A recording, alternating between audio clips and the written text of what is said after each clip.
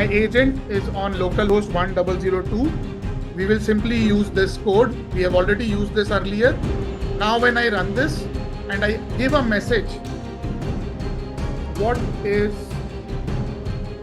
Agentic AI? Explain in less than 200 words. I'll skip, I'm not putting any file.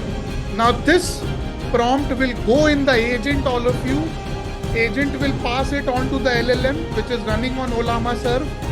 That LLM will read the prompt, understand, give the response. It will be back in the router agent, and you can see the entire answer as well. The artifacts have come. Here, this is the artifact, and then you can quit when you are not working. You can turn off the server.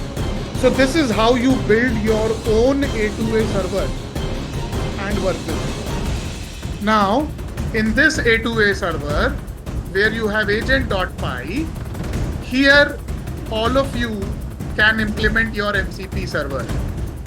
So you can write a function, def create MCP server, and that agent will also run the MCP server. So this is a simple integration also.